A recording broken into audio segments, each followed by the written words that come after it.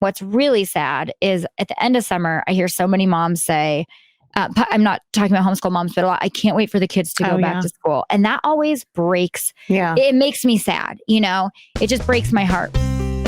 Hey everyone, this is Yvette Hampton. Welcome back to the Schoolhouse Rocked podcast. I am back with Aby Rinella, and we are talking about summertime, for real this time. Yay! Yeah, we said we were, and we are. We did say we were on Monday, and then we did kind of a recap, a little bit of our year in review and just what the last year has looked like for us, the past school year. Yeah. But now we're going to talk about summertime, because now that we've made it through a whole year of homeschooling, yes, we're faced with this wonderful, glorious season called summertime. And I love summertime. I love it because I love the sunshine and I love the heat. I'm one of those people that loves to have, I like to be outside and have the sun literally beating down on me. I mean, I don't want to be miserably hot and sweaty. Right. But I love, for you non-beach girl, one of my perfect days is literally sitting on the beach, just watching the waves, listening to the waves, and having the sun beating down on me. And I just love that it. warmth on your skin. I mean, that's the thing nice. through the winter, your skin hasn't felt that sun. And it's so nice. Okay, what else do you love about summer? Sleeping in? Do you sleep in the summer, or your kids? Not much more than what we sleep in normally. I don't like to sleep in super late. I mean, I just naturally get up anyway. Yeah, but I'm not a super early riser. I mean, I typically am up at 7:30. I just have this natural body clock where I'm up at 7:30. I know some people that's super late because lots of people are up at 5 or 6 in the morning. Yeah, I'm a 5:30. But we also, but we go to bed. Late. We do. Yeah. We go to bed typically at 11 or 12 almost every night. So you need to sleep in. Yes. Yeah. So no, I mean, my girls, I'll let them sleep in more for sure during summertime, but not so much for myself. But yeah, I love it. I just love that there's a little bit more freedom. I love the sound of kids playing outside. Yes. Swimming is fun. My girls and I love to swim. So that's going to be a change this year. We don't have a swimming pool where we are now. We had one. Wow. Well, I know, in Georgia. But a community pool? We had a community pool. And there's not one where you are, huh? No. I mean, I'm sure there's one in town somewhere. Yeah. But there's not one in our housing community like we have in Georgia. So we need to make some friends with people who have a pool. I'm going to put that on my list. So if you live near Broken Arrow and have a pool. Note to self, find friends with pool. That's hilarious. But yes, I'm looking forward to it. And I think, summertime is just a time that you and I have talked about where you can just kind of reset so many things. You can rethink the past school year and what things have looked like. You can look forward to the next school year that's coming up and take the summertime to kind of plan without having the pressure of having to plan something that's happening next week. Totally. You have time to do those things. You have time to just kind of breathe and unwind. Maybe go to coffee with some friends or just do some fun things. Vacations are amazing. We're hoping to take some vacations this summer. So yeah, what are you, I want you to kind of tell me when it comes to summertime, what does this look like for your family? And what is some encouragement that you can bring to homeschool families who are now faced with summer? I love summer. I love the slow, I think for me, I'm a list checker offer. Just that's naturally how I am. Is that a word? It is. Not a title. I just made it. But I'm just, what is that? Type A? Is that what you call it? And so I live in the summer where I don't have to, there's just so much more. I can get to the things like cleaning the closets that I didn't before, just all those little, those things, those projects, those just more laid back. But everybody, I don't know if anybody else is like this, but with all of that, I feel like summertime can also be hard. The first few weeks are amazing. Everybody's loving the freedom. Everybody's liking all that comes with it. But then I find that as we get into it, too much of that, kids start to get bickering. They start to get bored. They start to grumble and complain and whine. And what can we do? And I've heard that from moms. And what's really sad is at the end of summer, I hear so many moms say, I'm not talking about homeschool moms, but I can't wait for the kids to go back to school. And that always breaks. Yeah. It makes me sad. It just breaks my heart. And so I've been thinking a lot about how we can make summer intentional, yet still have all that freedom and that fun.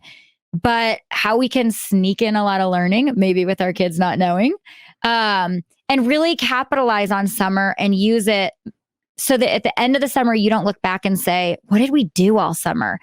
And you don't use that incredible season. So I've come up with do you want me to share a little list and we can talk about? Yes. We love lists. Okay, I know. See, I'm a list girl.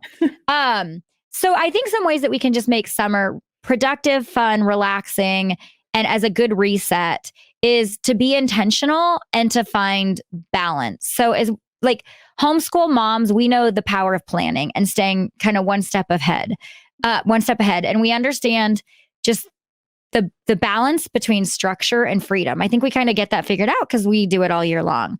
Yeah. So I think with a little bit of planning, but not too much, you can make this summer truly your best summer. And here are some key ingredients, I think, that you need to, when you're planning your summer, add in. You need to have play. You need to be able to have lots of time to just play and rest and adventure. And, but also fill it with some learning. And one thing I think a lot of families forget about is the working and the serving piece. I think summer is a great time to teach kids to work and to serve. And so we can use our summer to really stretch our kids. So one of the first things is let your kids be bored.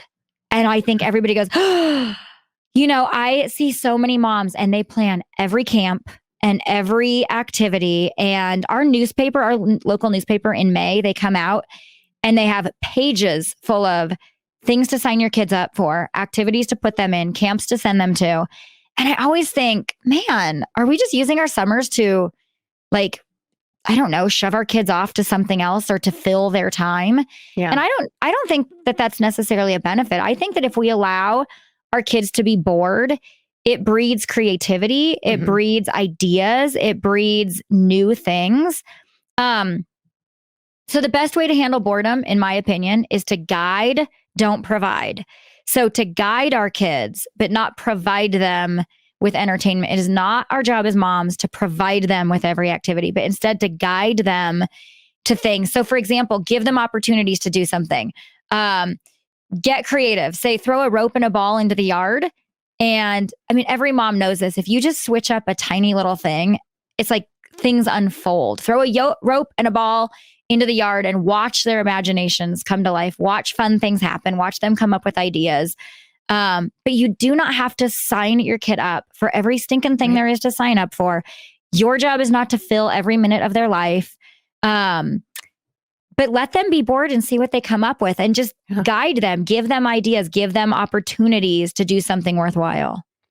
Yeah, I totally agree. They're even in the kitchen, like thinking about baking. My girls oftentimes, they're just like, can we just bake something? Yes. And there's been times we actually at one point had to stop them and say, okay, you have to stop experimenting with everything in the kitchen. This is getting expensive. Right. But it's so good for them to figure out what to do with the resources that they have. Right. And, you can go to thrift stores and find all kinds of, new games and new craft activities and just things that, like you said, boredom breeds creativity, and kids can learn if you give them the opportunity. Yes. To be creative and to do fun things that just get their brains moving and working, which again is school. I mean, really, it's them learning. It's learning because school is learning. And so it is them learning how to do new and exciting things. And I think oftentimes, I know with my girls, they surprise themselves because they're like, oh, look what I just did. Totally. I didn't know I could do that. I didn't know or that I even enjoyed doing that, Right. That's so true. Let's take a quick break. We'll be right back. Are you looking for a fantastic online math program that removes the burden of teaching math? Then Teaching Textbooks is for you. Our family's been using teaching textbooks for years, and we couldn't be happier. Our girls say that it makes learning math fun, like a game, and they love that it's interactive. Teaching Textbooks uses step-by-step video instruction and does all the grading for you. The newest version is available now with an app that even works offline. Sign up for the first 15 lessons for free at teachingtextbooks.com. That's teachingtextbooks.com. We are back and just talking about some of the things that we can do to curb the boredom and allowing our kids to be bored during the summertime. Mm-hmm. I like that you talk about that, Abby, because I think oftentimes we feel like we need to fill the space because we're now not doing academics. So some people still do academics during the summertime, but most don't. And so we feel like we need to have something to fill up that space. And there is room for that.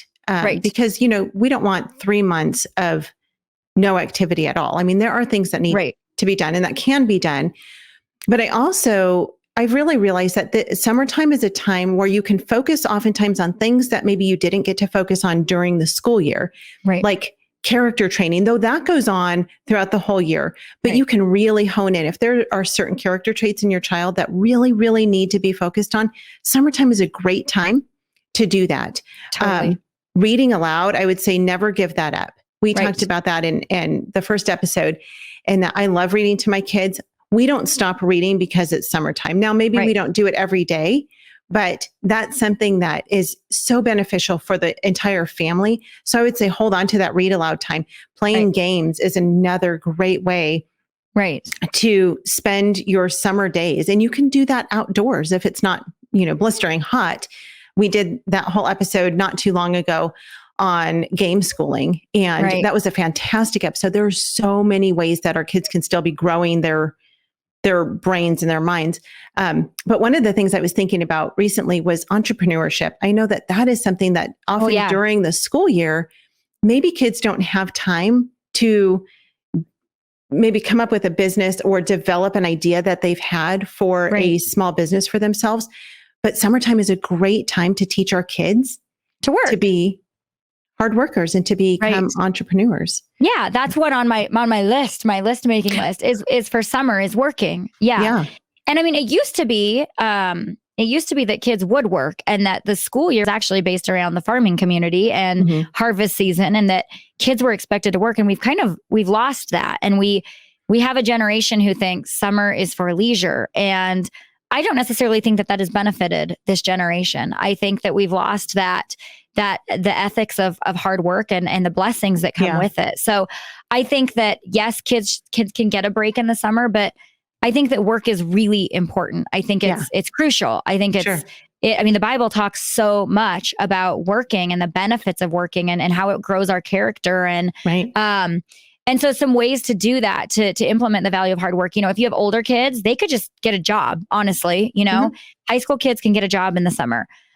Or they can even just learn a trade or a skill by working under someone that and trust in an area in the trades, or and through that they can gain work ethic and commitment and perseverance in hard things. So you could find someone that and trust to put your child under to be taught and trained in that area.